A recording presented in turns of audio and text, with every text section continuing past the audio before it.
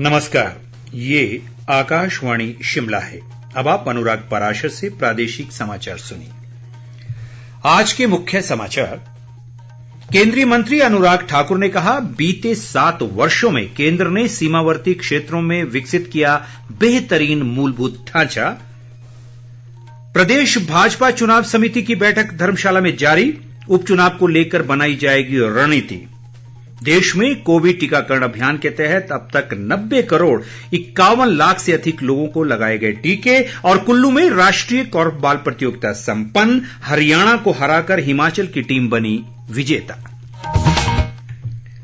देश भर में 18 वर्ष से अधिक आयु वर्ग के लिए सरकारी केंद्रों पर निःशुल्क कोविड टीकाकरण अभियान जारी है। युवाओं से आग्रह है कि टीका लगवाएं और अन्य लोगों को भी इसके लिए प्रोत्साहित करें। कोविड स्वास्थ्य के लिए खतरा बना हुआ है, ऐसे में एहतियाती उपायों के पालन में कोताही ना बरतें। जब तक आवश्यक ना हो, घर से बाहर ना निकलें और 3 सरल उपायों का पालन करें। मास्क लगाएं, 2 गज की सुरक्षित दूरी बनाए रखें, हाथ और मुंह साफ रखें। कोविड संबंधी जानकारी और मार्गदर्शन के लिए राष्ट्रीय हेल्पलाइन नंबर 011-239-78046 और 1075 पर संपर्क करें। अब समाचार विस्तार से।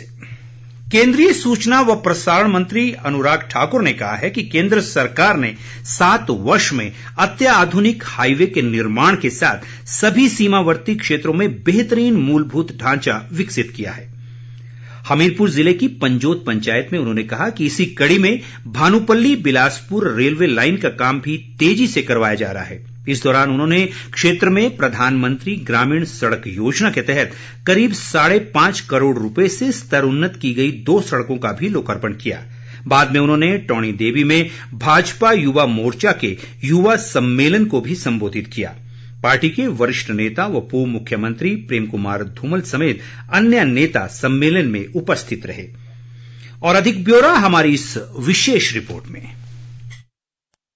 केंद्रीय सूचना व प्रसारण मंत्री अनुराग ठाकुर ने हमीरपुर जिले के सुजानपुर में आज कई कार्यक्रमों में शिरकत की। टौणी देवी में सुजानपुर भाजपा मंडल द्वारा आयोजित युवा सम्मेलन को संबोधित करते हुए उन्होंने युवाओं को राष्ट्र की धरोहर बताया और कहा कि युवा शक्ति से ही सशक्त राष्ट्र का निर्माण संभव है। अनुराग ठाकुर का कहना था कि युवाओं को आगे बढ़ाने के लिए वे प्रयासरत रहे हैं और इस उद्देश्य से उन्होंने कई योजनाएं अपने स्तर पर शुरू की हैं। उन्होंने कहा कि युवाओं को सशक्त बनाने के लिए उनके प्रयास भविष्य में भी जारी रहेंगे। युवा प्रतिभाशाली लोगों को जो म्यूजिशियन बन सकते हैं, जो इंस्ट्रूमेंट पर काम कर सकते हैं, सिंगर बन सकते हैं, उनको कैसे आगे बढ़ने का अवसर मिले। मैं चाहता हूं कि मेरे संसदीय क्षेत्र में वो हो और उसकी एक रूपरेखा लेकर मैं जल्द आप सबके बीच में आऊंगा और प्रदेश के प्रतिभाशाली युवाओं को आगे बढ़ने का और ट्रेनिंग देने का काम भी हम करेंगे। जिस तरह से हमने ब्यूटिशियन का कोर्स हो, चाहे साथ में सिक्योरिटी की ट्रेनिंग की बात हो, फौज में भर्ती में होने के लिए ट्रेनिंग की बात हो, या फिर कंस्ट्रक्शन के इक्विपमेंट की ट्रेनिंग देने की काम किया हो, उसी तरह से हम संगीत की दिशा में भी और खेलों की दिशा में भी काम करेंगे ताकि हिमाचल के युवाओं को आगे बढ़ने का अवसर मिले।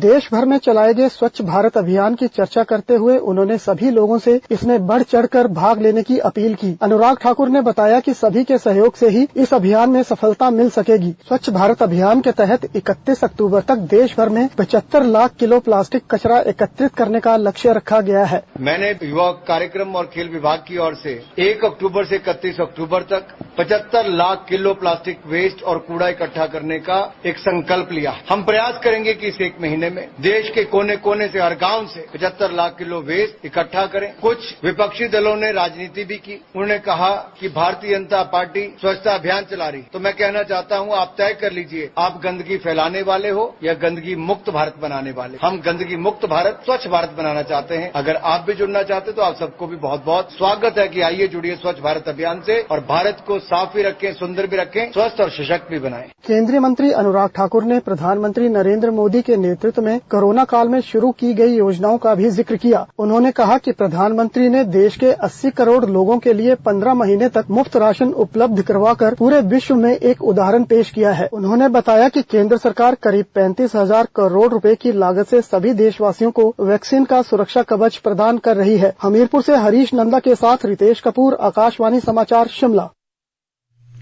इस बीच केंद्रीय सूचना व प्रसारण मंत्री अनुराग ठाकुर ने नादौन विधानसभा क्षेत्र में भी 3 सड़कों का लोकार्पण किया। इन सड़कों को प्रधानमंत्री ग्रामीण सड़क योजना के तहत करीब 6 करोड़ रुपए की लागत से स्तरोन्नत किया गया है। भरमौटी में एक जनसभा में उन्होंने कहा कि केंद्र सरकार ग्रामीण क्षेत्रों के चहुमुखी विकास के लिए भरपूर बजट उपलब्ध करवा रही है। उन्होंने कहा कि मनरेगा और 15वें वित्त आयोग के अलावा अन्य योजनाओं के माध्यम से भी पंचायतों को सीधा पैसा दिया जा रहा है। प्रदेश में मंडी संसदीय क्षेत्र सहित 3 विधानसभा सीटों पर उपचुनाव के लिए सरगर्मियां लगातार तेज हो रही हैं। पिछले कल हुई कांग्रेस चुनाव समिति की बैठक के बाद भाजपा चुनाव समिति की एक अहम बैठक इस समय धर्मशाला में चल रही है। बैठक में उपचुनाव को लेकर पार्टी की रणनीति को लेकर विचार विमर्श किया जाएगा। बैठक में मुख्यमंत्री जयराम ठाकुर, केंद्रीय सूचना व प्रसारण मंत्री अनुराग ठाकुर, प्रदेश भाजपा प्रभारी अविनाश राय खन्ना, पार्टी अध्यक्ष सुरेश कश्यप और अन्य नेता मौजूद रहे। ग्रामीण विकास व पंचायती राज मंत्री वीरेंद्र कंवर ने अधिकारियों को पूरी ईमानदारी व गुणवत्तापूर्ण ढंग से कार्य करने के निर्देश दिए हैं।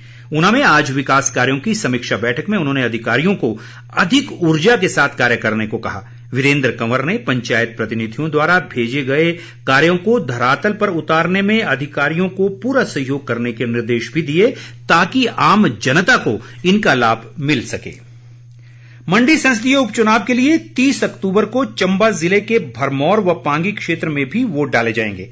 ऐसे में शांतिपूर्ण मतदान के लिए प्रशासन ने तैयारियां शुरू कर दी हैं।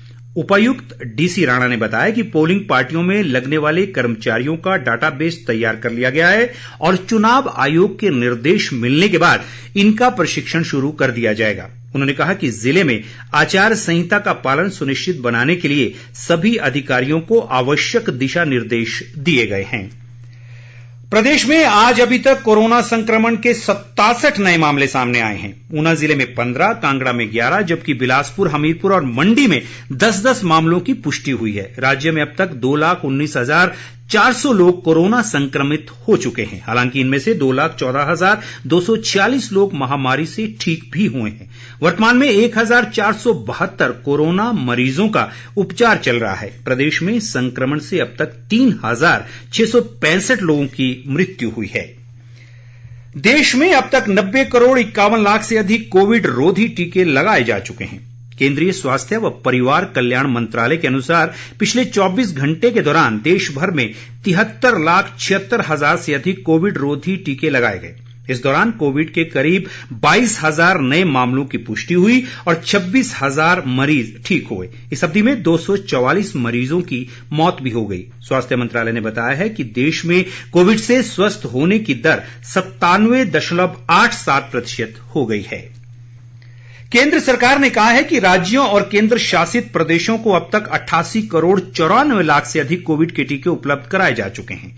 स्वास्थ्य मंत्रालय के अनुसार 5 करोड़ 38 लाख से अधिक टीके अभी भी राज्यों व केंद्र शासित प्रदेशों और निजी अस्पतालों के पास उपलब्ध है। राष्ट्रव्यापी टीकाकरण अभियान के तहत सरकार निःशुल्क कोविड वैक्सीन उपलब्ध करवाकर राज्यों और केंद्र शासित प्रदेशों का सहयोग कर रही है।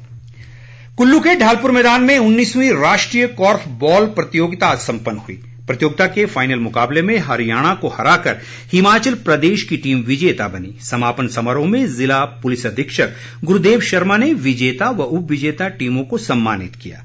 उन्होंने कहा कि खेल जहां हमें शारीरिक और मानसिक रूप से सुदृढ़ बनाते हैं, वहीं अनुशासन के साथ जीवन में आगे बढ़ना भी सिखाते हैं। इस प्रतियोगिता में देश के विभिन्न राज्यों से 200 से अधिक पुरुष व महिला खिलाड़ियों ने भाग लिया। और अंत में मुख्य समाचार एक बार फिर। केंद्रीय मंत्री अनुराग ठाकुर ने कहा, बीते 7 वर्षों में केंद्र ने सीमावर्ती क्षेत्रों में विकसित किया बेहतरीन मूलभूत ढांचा। प्रदेश भाजपा चुनाव समिति की बैठक धर्मशाला में जारी। उपचुनाव को लेकर बनाई जाएगी रणनीति। देश में कोविड टीकाकरण अभियान के तहत अब तक 90 करोड़ 51 लाख से अधिक लोगों को लगाए गए टीके। और कुल्लू में राष्ट्रीय कॉर्फ बॉल प्रतियोगिता संपन्न, हरियाणा को हराकर हिमाचल की टीम बनी विजेता। इसके साथ ही ये समाचार बुलेटिन समाप्त हुआ। हमारा अगला समाचार बुलेटिन आप सुन सकते हैं कल सुबह 9:20 पर। नमस्कार।